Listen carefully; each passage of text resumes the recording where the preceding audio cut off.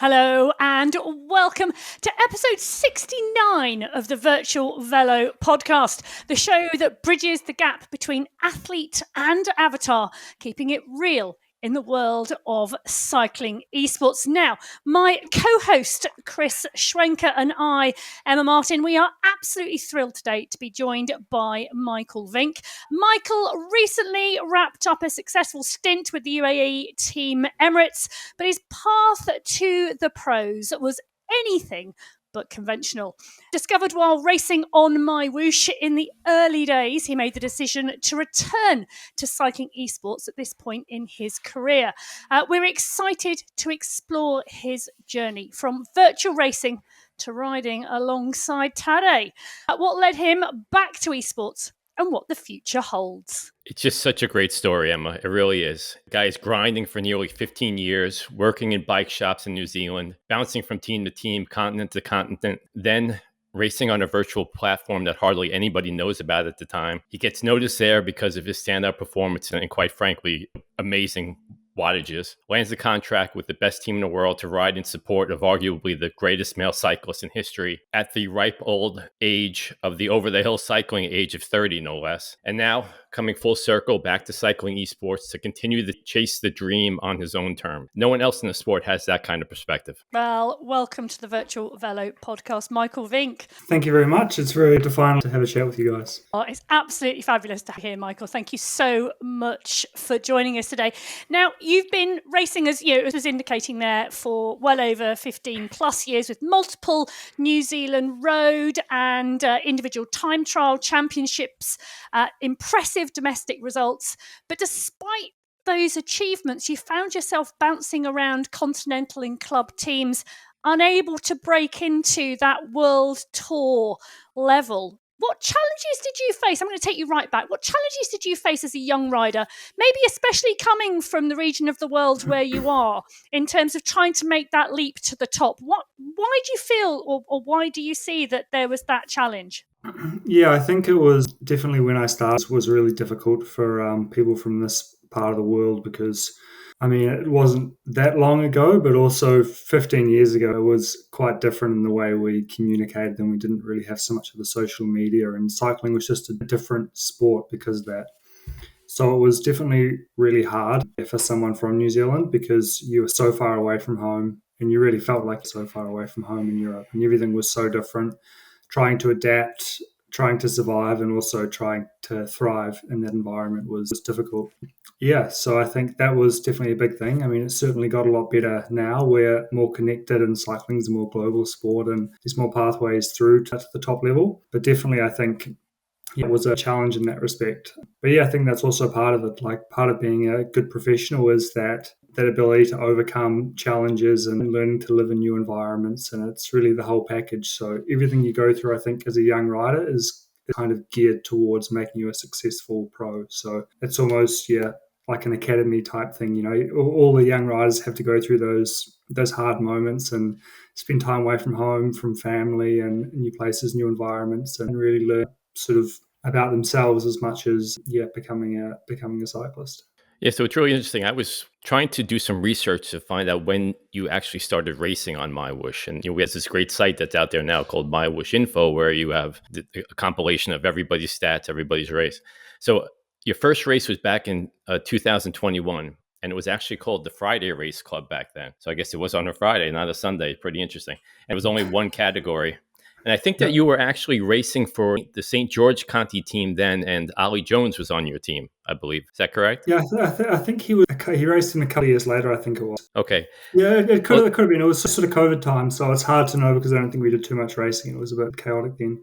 But yeah, actually back then I think it was called Fitness Friday was the very first time when I joined. So it was Fitness Friday or Friday Fitness, then it changed to Friday Race Club and now Sunday Race Club. So yeah, that's certainly going back a while. It feels like it's been a long time since then. So how did you actually get introduced to MyWhoosh in the first place? If it wasn't Ollie, if those dates don't sync up, how did you actually find out about MyWhoosh? It was actually through Ollie, because Ollie and I live in the same town here in New Zealand, and we'd ride together, race together, train together, just sort of locally, and sort of got wind that he was doing this online racing type thing. And to be honest, he was a little bit quiet about it at the beginning because I think he was doing quite well sort of with the prize money and everything. So he was a bit sort of cagey about it, but eventually we all sort of cottoned on and we sort of asked some questions, and I sort of thought, oh man, this sounds like something I could be quite good at, because I'd never done any virtual racing at that point. I never used any other platforms or anything like that. And I was always someone who was quite good on the indoor trainer. So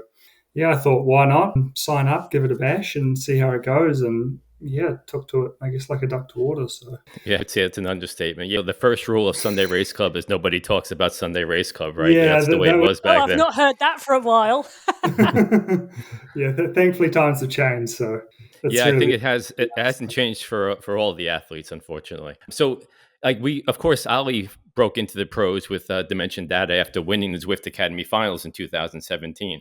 Did you have any, was Zwift ever something that you thought about? Did you ever think about racing elite on Zwift, or was it purely MyWhoosh? And if it was purely MyWhoosh, what was it that appealed to you about MyWhoosh? Was it the potential to actually, make some cash? Yeah, I've never been particularly too much of a virtual trainer type person. I generally prefer to ride outside. Although in saying that, when I was younger, I certainly did a lot of indoor sessions, particularly here in Christchurch. The weather can be a bit up and down, and yeah, we have different sort of training loads we try and target, and sometimes the home trainer is better. But yeah, I was never too much into the other platforms or virtual stuff. And then when Ollie said about it, obviously I was riding with a small team.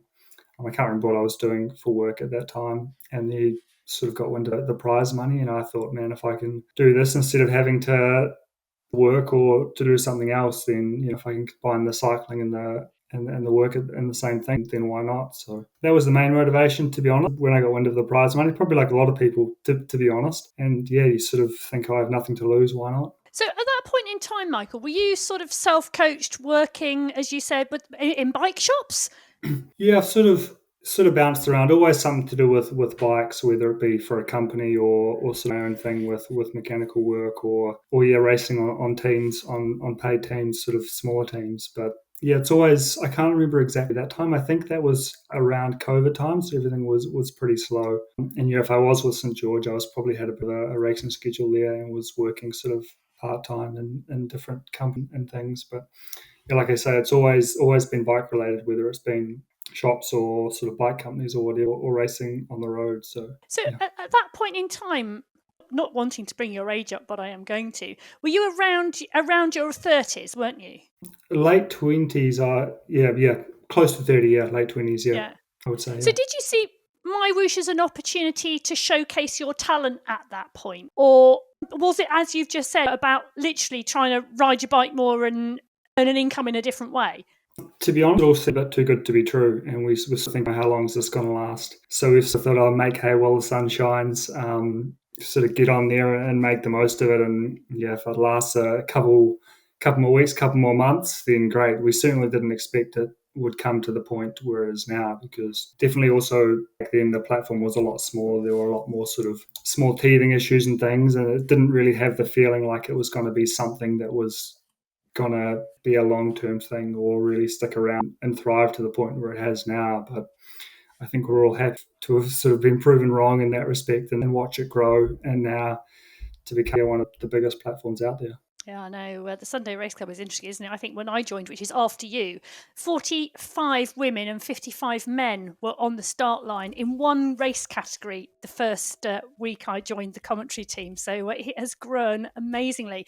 And we will get to that, actually, because I think your perspective on that is going to be really interesting. We will come to that in a bit. But just for now, would you... So you joined MyWhoosh, in terms of racing on a Friday, as it was at that point in time, thinking you could do this. Walk us through that journey and share how that then led to you racing alongside Tadej and being part and parcel of that UAE Team Emirates. Yeah, basically I was doing the SRC as it is now for, I think it was a couple of years, really, pretty consistently.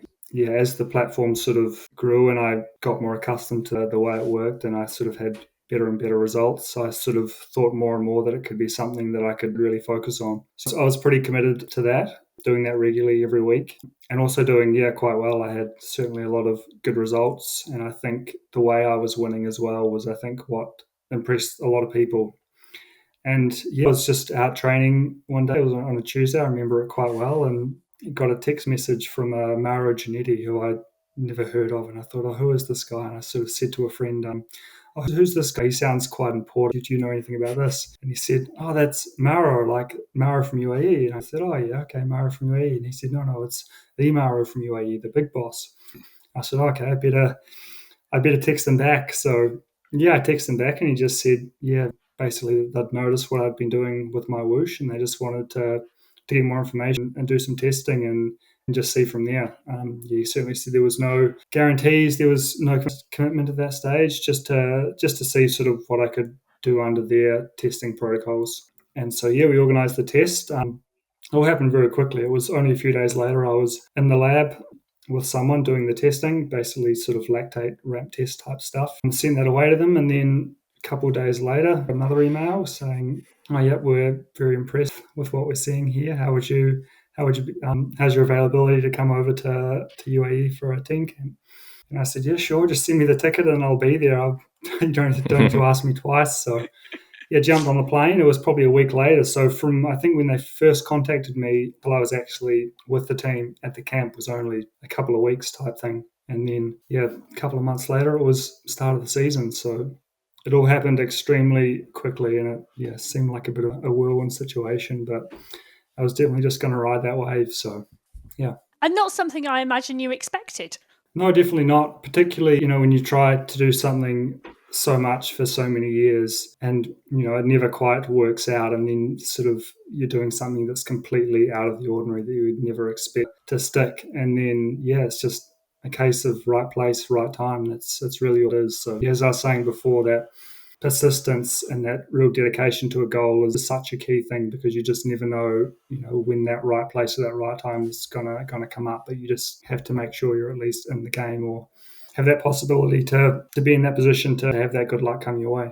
Do you think that good luck would have come your way to the World Tour if you'd not made the decision to start racing on MyWhoosh? Yeah, I don't think so, no. I mean, like I say, you never know, but yeah, it's impossible to say. But yeah, I think definitely without MyWhoosh, my life would have been quite different over the last few years. So I definitely owe a lot to the platform. It's interesting, isn't it? There's an awful lot of young riders out there wanting and having aspirations of, World Tour level teams. What do you think about the paths they're following? Do you think esports is part and parcel of that path? Or do you think actually, the more traditional route is where most of the riders will come from? I think it's just a case of just simply putting yourself out there no matter what it is and doing what makes you perform the best, because I think that's the key, whether it's you have your best performances on esports or on the road or whatever. I think just focus on what's best for you and where you thrive. And that seemed to be the case for me with esports. I seemed to be, even though I wasn't, I would say, a dedicated esports athlete, I seemed to just have my best results or something just seemed to click for me on the platform, and it was just really successful, and I decided just to go with it because that's how I was performing the best. So like I say, just persistence and being in the right place and giving yourself that opportunity for that good luck to come your way. Your career with UAE the last 2 years has been very well documented. And, since we were really focused on the cycling esports end of things, we're going to focus on that. But there are a couple of questions I do want to ask you. Like, you had the honor, I would say, of racing in iconic events like Liège-Bastogne-Liège, La Flèche-Wallonne. You rode very strongly in stage races such as the Tour Down Under, mostly in a supporting role. Unfortunately, this year had some illnesses, right? You were suffering from COVID and some other things. And that kind of, I guess maybe, I don't know if that contributed to the end there with UAE, but your time there has come to an end. When you reflect back on your time with the team, what moments would stand out the most to you? I think definitely the people there. I've sort of come to value relationships and people, I think, more and more, because everything else is kind of temporary thing, situations change, but I think good people and good relationships are really important. And it's nice to be able to be in that high level environment like that and still feel like you have genuine friends and a bit of a family sort of atmosphere with people, which is cool. And it's also really nice to know that the people that you see on TV that so many people idolize and look up to are actually good people also. It's just really nice to, like I said, to have those relationships. And yeah, there's certainly been a lot of good times on the bike, but off the bike, it was also a really, really cool thing. So yeah, it's nice to still talk to those people and generally call them friends rather than just colleagues. So Yeah, that's a really interesting perspective. You do kind of have, as an outsider looking in, you have this shaded, we don't ever meet your idols type of a perspective, but it's great to hear that. Any regrets? no, to be honest, no. There's not anything I think I could have really done differently. There's always a balance between sort of personal or sort of what's best for you and what's best for the team as a whole. That's probably where most of the decision making comes in, I would say. Sort of how selfish do you be, how much do you work and how much do you help. But in the end, I think, true to myself, and I did what I always thought was the right thing. And I can't say I have any regrets. And I'm pleased to be in a situation now where I've had that choice to be able to decide what my next step's going to be, which is great to have these different sort of pathways on the table and to be able to choose this thing with cycling esports is really, really nice. So you mentioned the fun atmosphere around the team, and Emma and I have both had the opportunity of spending some time around Tadej, and it was truly a fun guy to be around. But I'm sure that you get enough of the Tadej question, so I'm not going to dwell on that too much. But I do want to ask you, when you reflect back on that time racing with Tadej, do you think that history will prove that at some point that you were riding for the greatest male cyclist to ever walk the face of the earth? To be honest, when I think of Tadej, I don't think of Tadej as a cyclist. I think of him as a person. And that's probably also part of his character as well. I'm not exactly sure why that is, that I think like that. But I think also being in that environment, sort of a high pressure, high risk, high reward type thing, the characters really come out. And you sort of see who's sort of got what inside of him. And Tadej's just a fantastic guy. He's obviously an incredible cyclist, but also a person. He's just like you see him on TV. So whenever someone mentions Tadej, I always think Tadej, as a person, chatting at dinner or, making jokes in the room or whatever. So, but I think as a cyclist, his just sort of what he's done, who he is, I think that'll be a few years before that sort of sinks in as to what I've done there. So, Michael, do you envy Tadej's cycling meme game? Do you wish to aspire to that? He seems to have everything. Like, he's a funny guy. He does like memes, and he's also like incredible cyclist. He's just seems like he's like whole package, So yeah, he's definitely a big memer. It's often sort of communicate with Tadej. It's just through memes. So yeah, I can confirm that's the case. Nice. It is. Michael, in a recent interview on MyWhoosh's Inside the Ride podcast, you said it was a case of head versus heart, and your head said it's 100% virtual racing, and being with MyWhoosh just in every way makes more sense than racing in the World Tour. I always think it's really interesting because we were talking about young riders a little bit earlier, aspiring to be World Tour and them thinking that that's the be all and end all, the ultimate goal. But you're making a choice, and one you've obviously really clearly thought about, to go back to sort of virtual racing. What is it about virtual racing and cycling esports racing that's made it the right choice for you at this point in your career? I think there's definitely a few things. I think definitely the initial thing was just to have a bit more control over sort of where I was heading in my career. Definitely I'm not getting any younger, and cycling esports is just such a growing thing that I think there's opportunities further down the line with that also. Of course, incredible to be in the World Tour, but I think there's a lot more to it than just being in the World Tour. I think a lot of riders just want to get to the World Tour, but for me, that's only the beginning. It's about thriving in the World Tour. So it's not a case of go to the World Tour and all your troubles and issues are completely solved and life is all smooth sailing. There's definitely a lot of challenges there. So yeah, I sort of got to see that for a couple of years, and I got a pretty good feel for how it runs. And also with my experience on MyWhoosh, I think I was in a pretty good place to compare both of them. But no, I think definitely the big thing is, like I say, to have a bit more control over sort of what happens. But yeah, also the opportunities afterwards, because like I say, it's such a growing thing and it's just going to exponentially continue on that path. So it's super exciting to be in an environment like that, and also to be able to make a real difference there as well. I think to be part of the development of that would be quite nice. Oh, there's a little door opening for questions for the future. So really then, I was going to ask, was there a specific point? I mean, you talk about being on the World Tour, you talk about making a rational decision, not just for now, but for the long term. Was there a specific point when you came to that realization? Were you, I don't know, out on a training camp, sat reminiscing or reflecting or planning the next year? Was there a specific point where you thought, Do you know what actually cycling esports is the right choice, or was it something that was just a slow burn over time? I think it was definitely a slow burn. Like I had a really, really, really difficult year last year, and it sort of made me sort of assess things and sort of ask myself the question, like, is this where I want to be? And the answer was quite clearly at that point, no. And then I sort of thought, okay, well, where do I want to go? You know, what opportunities are there for me? And yeah, like I say, with the way esports is growing, I sort of thought that, you know, this could be something that is worth really investing in. But yeah, like I said, have that control, and I like to be in an environment where I feel like I can make a bit of a difference and really be noticed and actually sort of give something back. And I thought, yeah, I just had so much to offer with esports, and particularly with a platform like MyWhoosh, something that's growing really fast, and that are keen to have sort of people using it and helping sort of improve that, is made it not a really easy decision, but it just seemed like the clear path for me to go down. So when you read the reports, like Cycling News reported that they basically said that UAE didn't offer you a contract. So that would have made the Tour of Guangxi in China your last race with the team. But a lot of times there's a lot of nuance and content that's left out with those type of reports, right? They didn't ask you how you felt about things. So I want to ask you, was that more of like a mutual decision? Because you say that you chose cycling esports, but if the team didn't want you back, then it wasn't really a choice, right?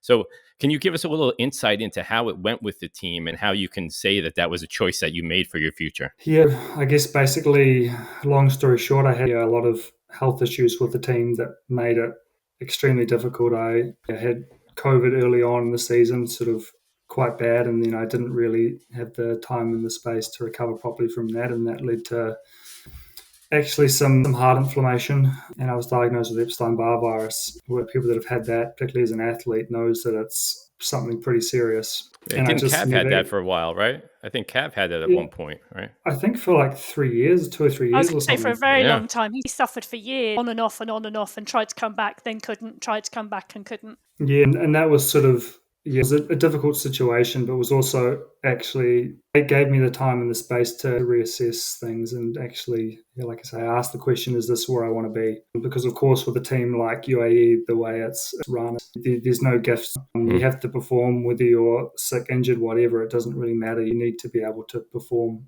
and no matter what the circumstances. And I was in the place where I couldn't, and it wasn't my fault. There was nothing I could do about it. I just needed that time and space to recover, which of course I didn't have. So yeah, I think from their perspective, they just had to consider the results, really. Like I say, it doesn't matter the circumstances. All that matters is the results. It's definitely like, it's like a business, really. Performance is everything. Yeah, which I didn't have, so they weren't particularly forthcoming with sort of offering a renewal of contract and things. And I was, to be honest, in that point where I wasn't fighting too much to get another one, because after a year with a virus like that and the way I was battling and everything I went through, I just didn't really have much left, to be honest. So it was kind of a drifting apart in the end, I guess, is probably the best way to describe it. Yeah, it was just an incredibly difficult time. So yeah, I guess that's with the head and the heart that you were mentioning earlier, and you mentioned in the Inside the Ride podcast, of course. So, I guess it was really fortuitous for you that you had the background in cycling esports, and the platform has evolved to the place where, it could potentially be a feasible source of a stable income. Well, I shouldn't say stable, but an income that could support you. If that wasn't there, do you think that you would still be trying to fight for a contract in the World Tour? Yeah, I think definitely, like with any decision you make, you've always got to look at sort of the opportunity cost or what the next best alternative is. And I think in the back of my mind, I knew that cycling esports was there. And so that definitely changed my mindset regarding my next move and what I wanted to do. Like I say, I was just so sort of done and fatigued at the end of last year, kind of physically and emotionally, really, to be honest. I just didn't have that fight for trying to find a new contract, and I knew cycling esports was always there. I didn't have to do anything. I didn't have to sign anything. I didn't have to go through any processes. It was just literally a case of 30 seconds, register online and jump on. It just seemed so easy and just so natural and just like the perfect fit at that point. So I'm going to shift a little bit, because we've also had Jason Osborne on the podcast.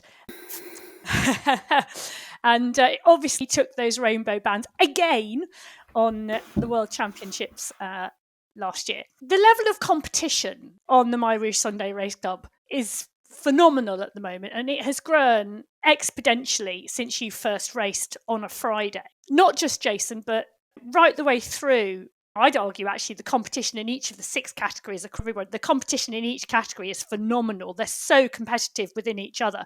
But that category 1, the epic battles that you and Jason have been having recently, whether it's a long, 6-kilometre climb, or indeed when you surprised me terribly in the commentary box when you both went in for the sprint. And I was like looking around the commentary box thinking, what is earth is going to happen? We have never seen a sprint between Osborne and Vink. But well, it played out, it did.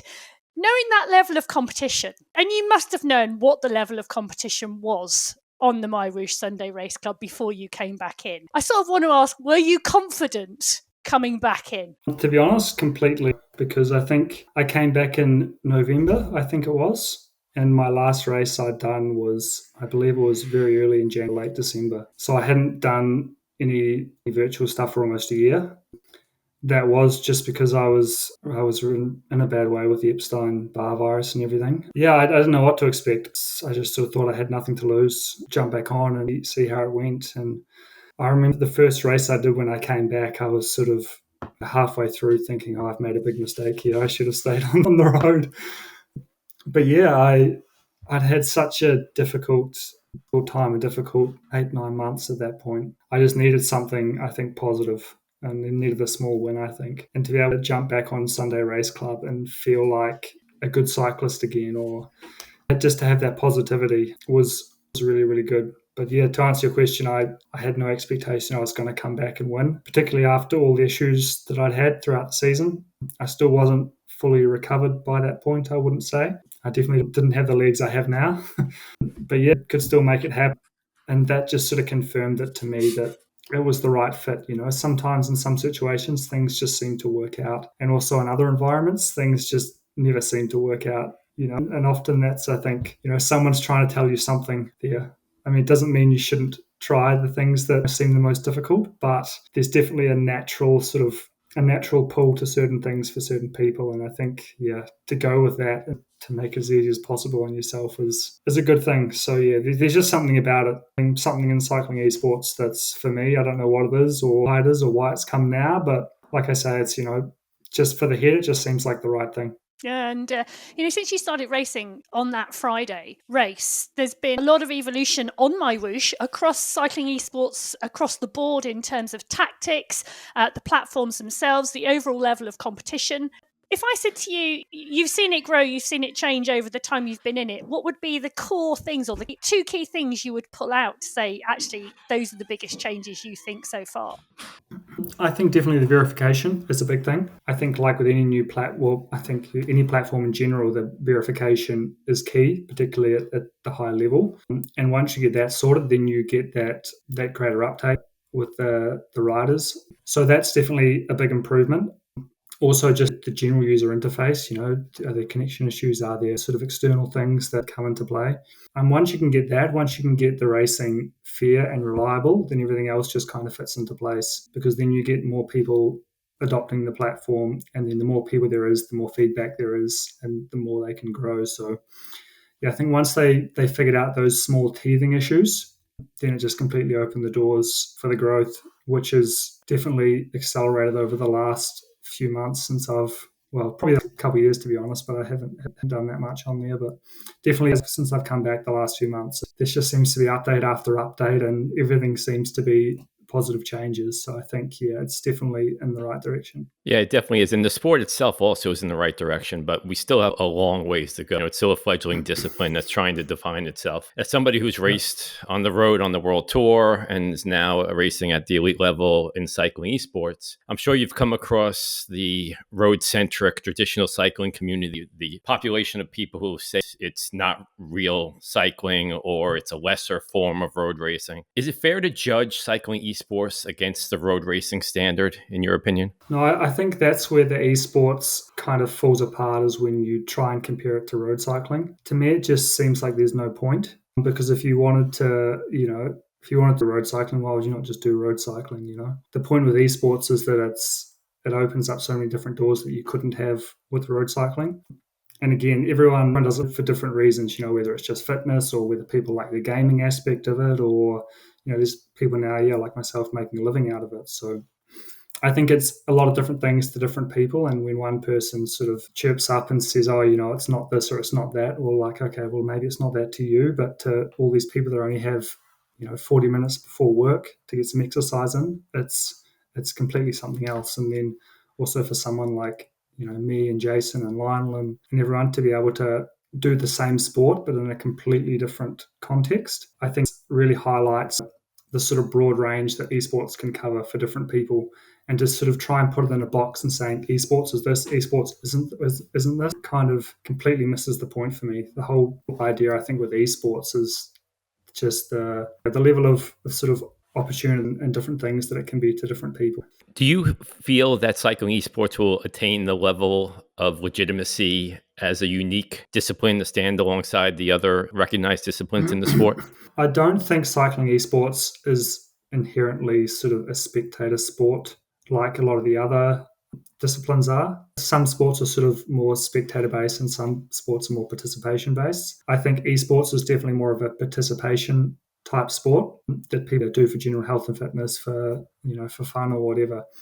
I think it's just working out, I think, how to get more people on it and doing it, and understanding what people want out of their experience with cycling esports to then adopt and give people those options. So, to be honest, I don't think pushing it down the road of making it an Olympic event and all that sort of thing really should be the main goal at the moment for cycling esports. I think it should be about understanding the users and really making it accessible so the platform can grow. Yeah, I can certainly, as much as don't want to swallow that bitter pill, I can see that. I know a lot of things have to happen before we get to that point, certainly. So I am wondering, you may not think it's a unique discipline that stands alongside the others, but does it require a unique skill set as an athlete? And are you now adjusting your training for esports specific events? I think it definitely does, particularly at the level we're at now. There's a lot of things that people that don't do esports don't understand about esports. It's not just 400 watts isn't just 400 watts. You absolutely need context and whatever you say regarding that. And the way it is with esports, there's so much different, the way that the power is delivered and the way that you cool yourself and the way you do your preparation, even the way you do the weigh-in. It's just completely different in that respect. And again, that's why I think comparing it to road cycling just doesn't really make any sense, because it is so different. Yeah, and as far as the training goes, I think the best thing that I've found is to actually just do it. I suppose the best way to explain it is that a lot of training in road cycling is more specific, non-specific, but you're doing different types of training. So you have endurance stuff, you have strength stuff, you're sort of dancing around the ultimate goal and sort of working on individual zones, individual components as you go. But I think with esports, I think the best thing is just to get out there and race. I think because it is so dynamic, there is so much that can happen, so much that can change, and the intensity is just so high. I think, the best thing is really to be specific and just put yourself out there and just do the events. And then, obviously recover. And I don't think the training load needs to be that high, which is actually quite nice. Yeah, but to be honest, I still feel like a newbie. Like, maybe it sounds a bit strange to say, but I don't consider myself a classic esports athlete. And I'm still playing around with training and different things and try to work it out. But also with a new platform or a new sport like this, it's also changing. Like, it only takes one update for the draft dynamic to change, and then your training can change, in response to that. And it's just so much. Yeah, it's exciting. Like, it's new, it's fresh. I like that. So, yeah. And there's something to learn, isn't there? Every time something changes, you've got a new challenge ahead. One of the things there's been quite a lot of discussion around in the space recently is about riding style. And I am going to ask this because you've been out on the road, you've raced really high level on the road, you're back racing really high level virtually. There's been a lot of conversations about cadence and about riding at lower cadence during esports, but also about standing up out of the saddle for much longer periods of time indoors than you would outdoors, and about how that plays around with your power numbers,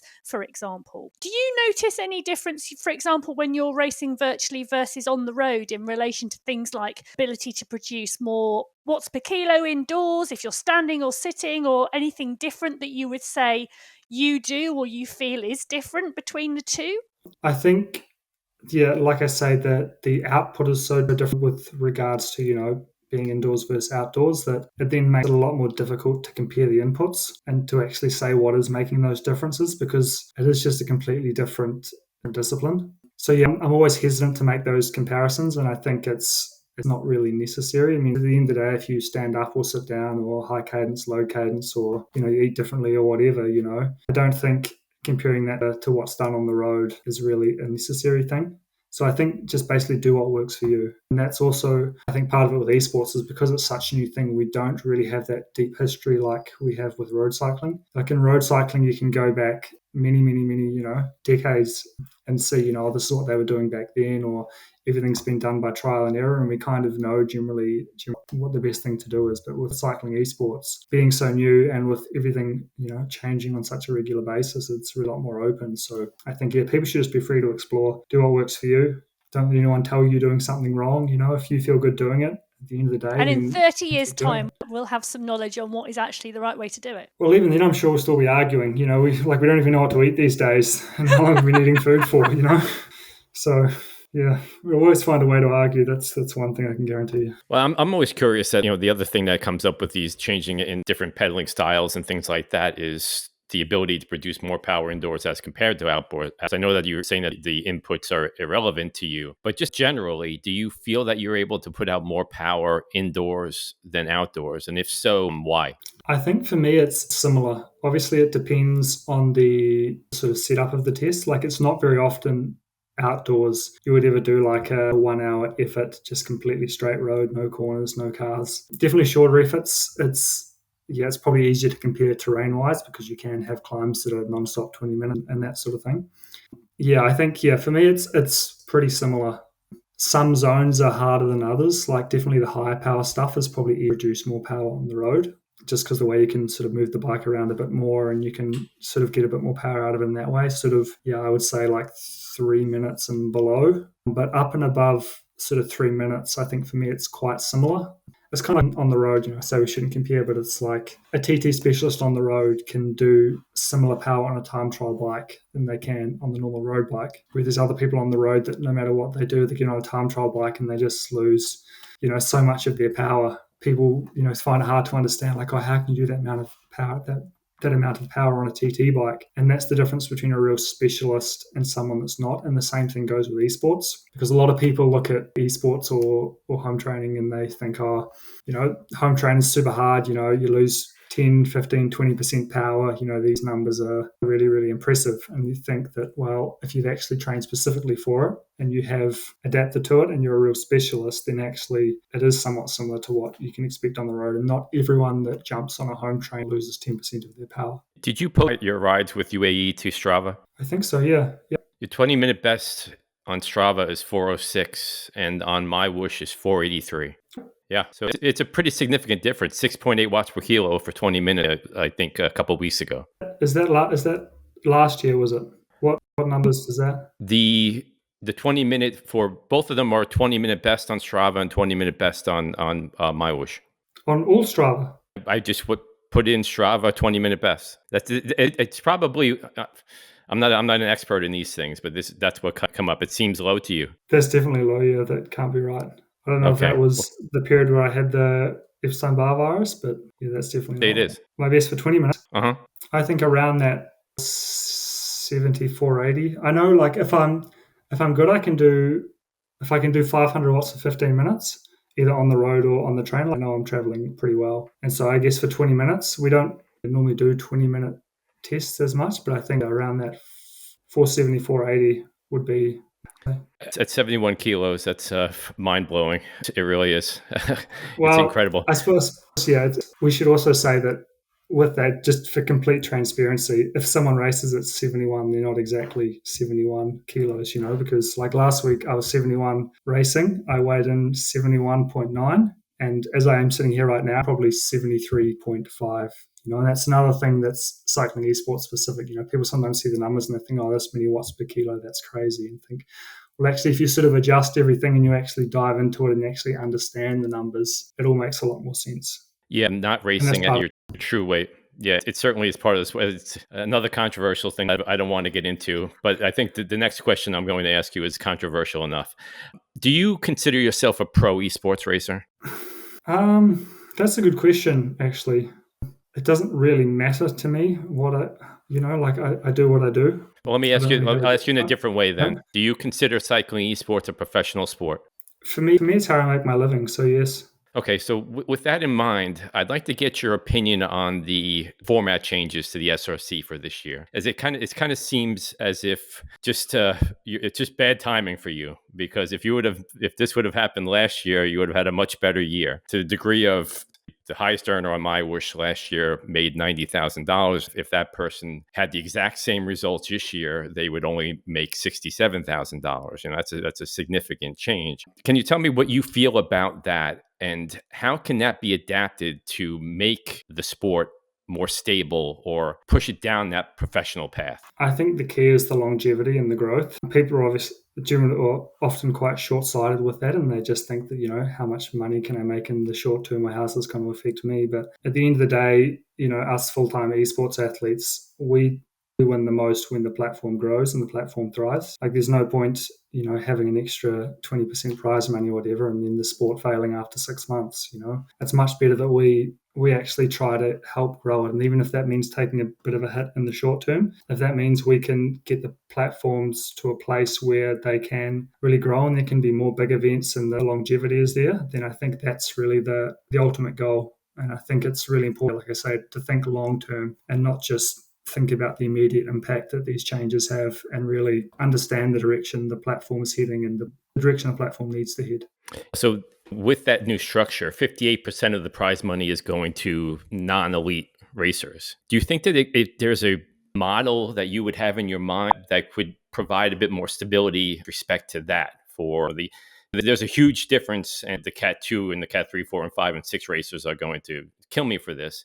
But in reality, there's a huge difference between what the demands upon the Cat 1 racers as opposed to everybody else. The level of competition is, let's just face it, it's World Tour level. Do you think that the structure now reflects that? Or do you think that we will eventually get to the place where it's adjusted for that? I mean, I think it really just depends on the sort of direction the platform wants to head. So I think that's the thing. Like, at the moment, it's sort of, I think the key thing there should be actually to understand, okay, where they actually want to take this. What the platform is, it a professional sort of level platform? Is it, something just participation? Is it the data collecting thing? Is it whatever, And without knowing that what the ultimate goal is, it's difficult to really say what they should be doing, I suppose, because you have people like, Jason and I, but we represent a very, very, very small percentage of the users and the people that will use the platform. It's the same like, in cycling, they don't make bikes, contrary to popular belief, for the professionals, because the professionals are the ones that don't buy the bikes, and they represent such a small percentage of the overall sort of market, that actually that's always going to be geared towards the people that can generate an income for the company in some way. So I think they could definitely use like the elite level guys to sort of do testing and to draw attention to it. But at the end of the day, it's about the everyday users. And I can't say that what I do is worth X amount more than what someone in Cat 4 is doing. It's just impossible for me to say that.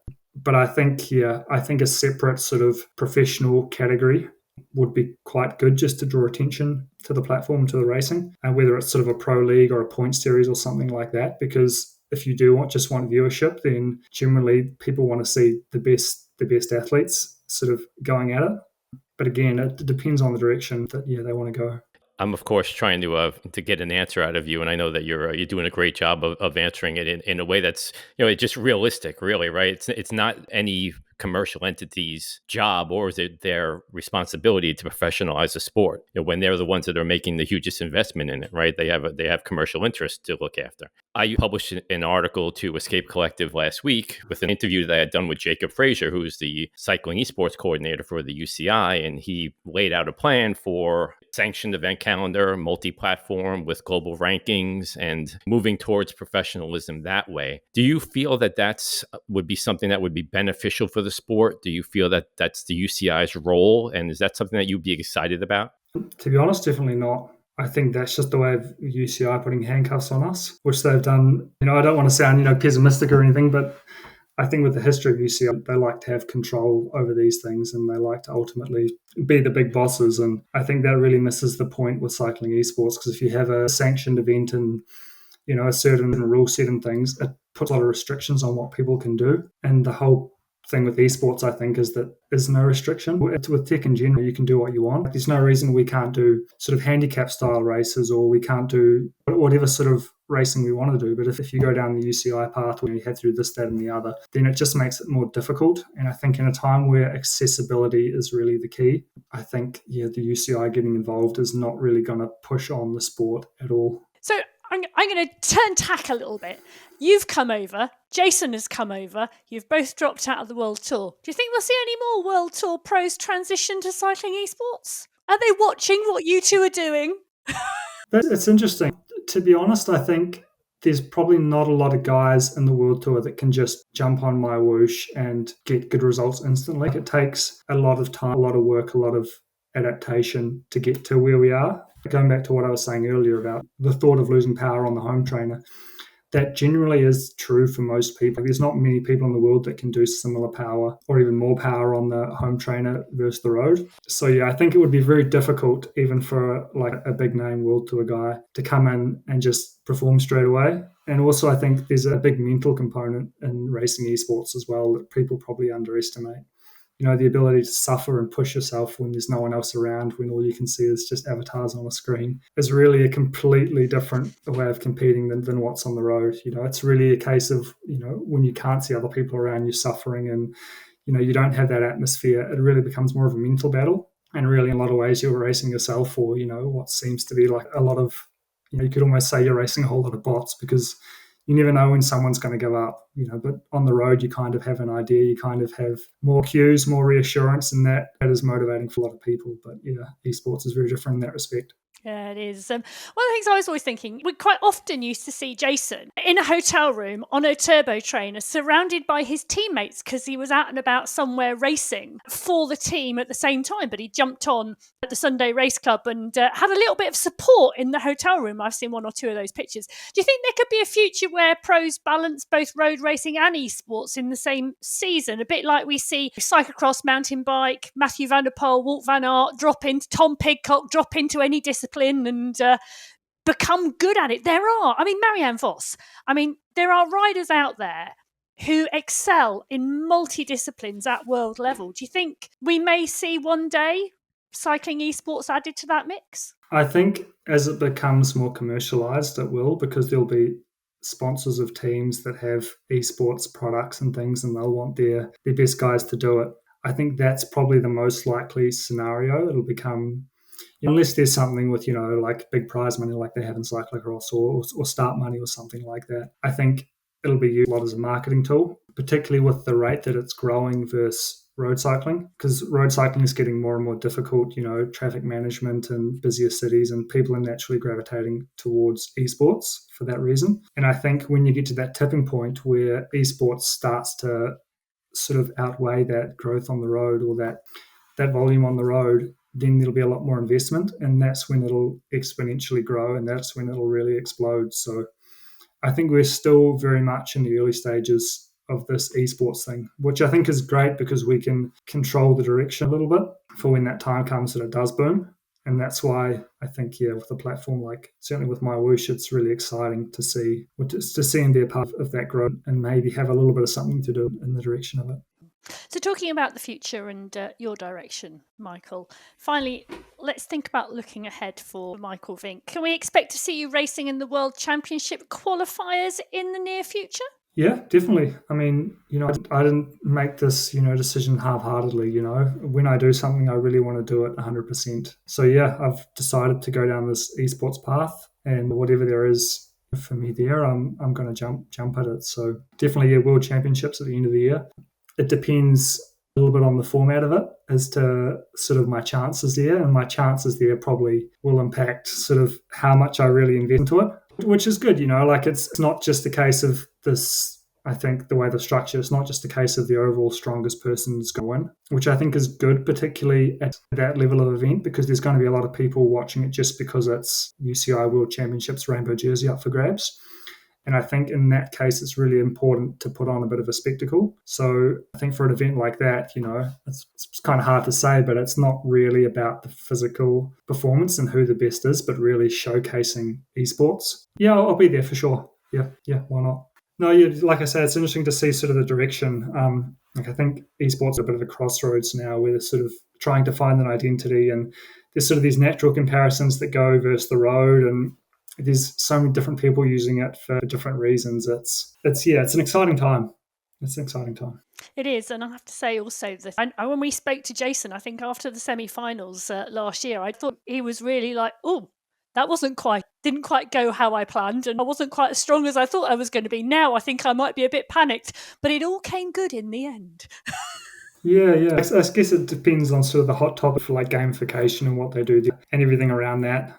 Yeah, it'll be interesting, but I know Matt certainly wants to make it a bit of a show and not just about who has the most watts per kilo. He wants to make it more tactical and a bit of a show, which I think is definitely the right thing to do, particularly when esports need some sort of positive publicity and to really get people interested and drum up some excitement. So, yeah. I'm looking forward to watching that show, for one. I'm raising my hand. I'm looking forward to that. Well, I have to say, after the 3 USA guys last year in stage one, I think everybody was wondering what show they were watching. Yeah. But you're right. The tactics come into play and everything. And, we got some good racing in both the men's and the women's last year, and some worthy rainbow jersey wearers, I think. Definitely, yeah. Yeah, and it's also nice to see that the rainbow jersey wearers are actually competing in esports, week in, week out. It's not something where a professional athlete just sort of flies in the day before and takes the jersey and you never see it all year. So I think that's good that we have that strong community and that the level is really high, that, it's really about the specific esports athletes. It's been a really, really interesting time talking to you today. Thank you so much for sharing your story and your thoughts around the future of cycling esports. Thank you for your time. It's really a great community. This is what we've got with this esports at the moment. So the more we can share our thoughts and experience and come together as a community, the better it's going to be for everyone. So yeah, it's really nice to chat with you guys and get also your insights into what's happening in the esports world as well. Thank you ever so much. Well, you can subscribe to the Virtual Velo Podcast on your favourite podcast provider. And of course, on YouTube, you can follow me, Emma Martin, on Instagram at biking_Emma, and Chris at the Zamunique. You can catch me putting words to the action this Sunday for the March finale of the MyWhoosh Sunday Race Club. And you can head over to thezamunique.com and also the Escape Collective. Please become a member there to join the conversation and support independent cycling esport journalism. We have more interesting guests from the world of cycling esports joining us, including the Ruvi CEO, Peter Samak, Swedish Cycling's esports director, Connie Bjornhall, and the Zwift Games champion, Neil Fryatt, will be with us soon. Thank you ever so much, everybody, for your patience waiting for us to come those episodes. Thank you to Michael Vink for sharing his fascinating perspective, and thank you all for listening. Chris, as ever, will remind you, please take care of your heart. Get a coronary calcium scan if you think you need one. Me, as ever, ride safely. Enjoy your riding. We'll see you again soon. Goodbye.